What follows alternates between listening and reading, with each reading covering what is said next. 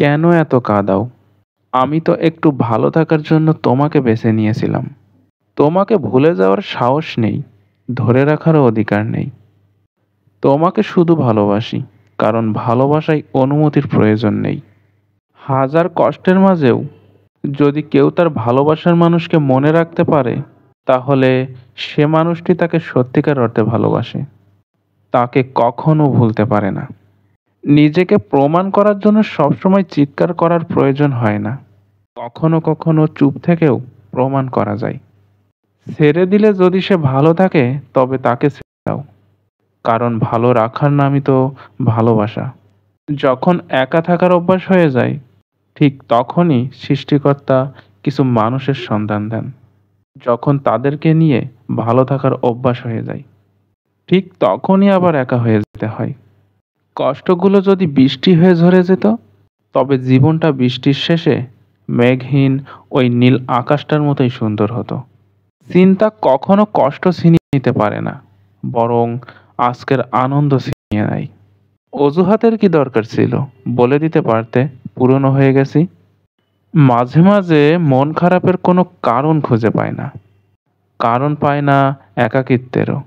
শুধু বুঝতে পারি আমি ভালো নেই। এই শহরে বাঁচতে হলে পাক্কা অভিনয় জানতে হবে। কষ্টের সাথে যাদের বসবাস, রাতটা তাদের জন্য যে কি কষ্টের, সেটা শুধু তারা জানে। সব ভালোবাসা ছোঁয়া দিয়ে হয় না, সব ছোঁয়াতে ভালোবাসা রয় না। কিছু ছোঁয়া মনকে ছুঁয়ে যায়, কিছু ছোঁয়া আধারকে। কিছু কথা বলা হয়ে যায়, কিছু কথা ভালোবাসাতে। আমাকে অনেকেই চেয়েছে, শুধু চায়নি সে যাকে আমি চেয়েছিলাম।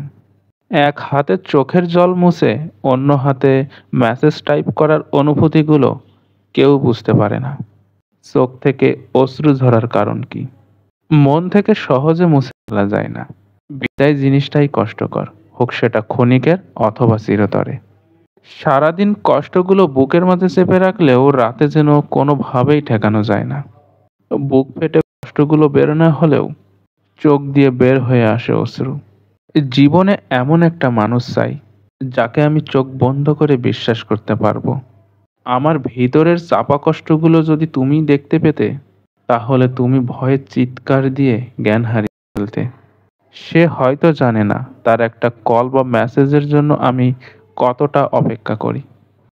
কিছু মেয়ে আছে, দেখতে অনেকটা সুন্দর হওয়া সত্ত্বেও মনে কোনো অহংকার নেই।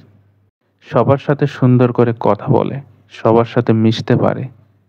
এই মেয়েগুলোই অসাময়িক, তাদের ব্যক্তিত্ব তাদের মতোই সুন্দর।